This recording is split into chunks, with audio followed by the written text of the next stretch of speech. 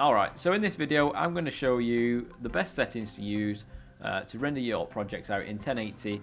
So first of all, pretended I've just made a really nice edit and it's not just one clip. It might be like 2 minutes long or whatever. For the sake of the video, this one's only 3 seconds long. But the same principle applies. You've got to click I on your keyboard to select the in point of where you want to render, and if you go to the last frame, which is that one, click O, and that'll select the out point.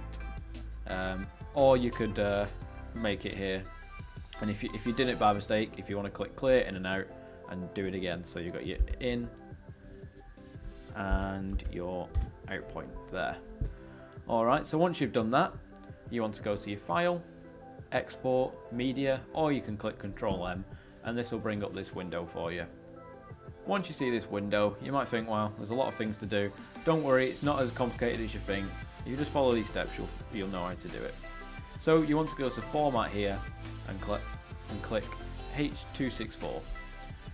Once you've done that, you want to go to the preset, and we are going to make our own preset, so don't worry about it.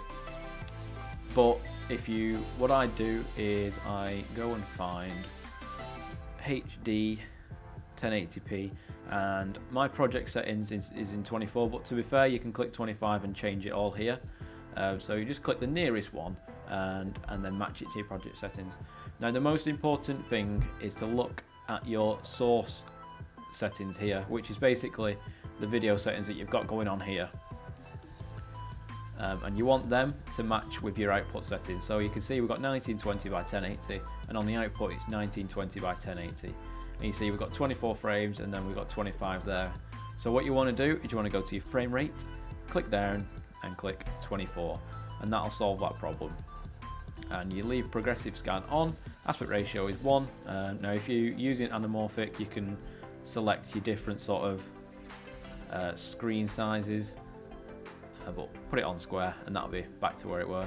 And for your profile, if this was ticked, you want to untick it, click the drop down and click high, untick that and click 4.2. This will give you the best settings in the 1080 kind of quality. And you also want to click render at maximum depth.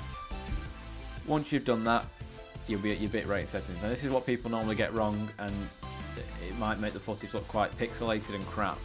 So what you want to do is click CBR, and say if you're delivering it to a client, and they're not really going to be uploading it, they're just going to be using it on a massive TV screen or something like that, then you want it at quite a high bit rate, so probably about 20 will be fine there. And you can see the file size, obviously it's quite low because of the size of the clip, but if it was like a 2-minute video, that would be about 600 to 700 megs. But for YouTube, the compression rate in YouTube is pretty crap, so you might as well just do it at about in between 10 and 15. This will give you small file sizes and it'll be easier to upload to YouTube, but it'll still keep that quality.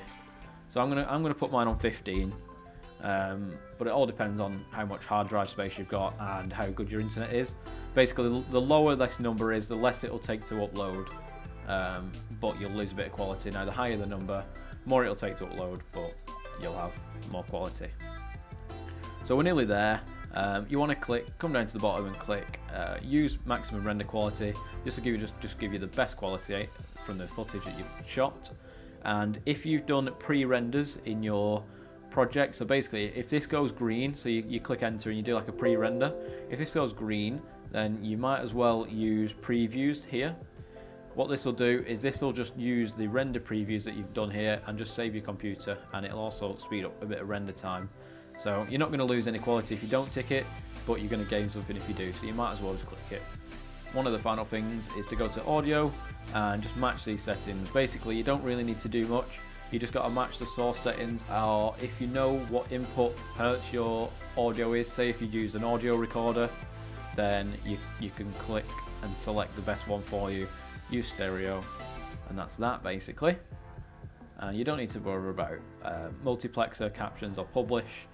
Now this is where you can apply lookup tables if you wanted to, for instance black and white or something like that, but it bakes it into the render So if you're going to apply lookup tables, then you might as well do it in your effects tab, because it'll probably be easier, and put it on an adjustment layer.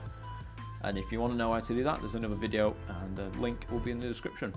We're done now basically, and what you want to do is go back to the video tab and just double check everything's fine. 15, 4.2 high, square pixels 1, frame rate, you see the frame rate's gone up. So we're going to click 24, boom, and that's that. We're going to go and save the preset. I'm going to name it 1080p 24 tutorial and save it, and that's saved all these settings now. So if you go to your preset, so if you basically just mess it all up now and then click H264, your preset will be saved, and as long as your settings are exactly the same from your sequence, there's no need to change any of your settings.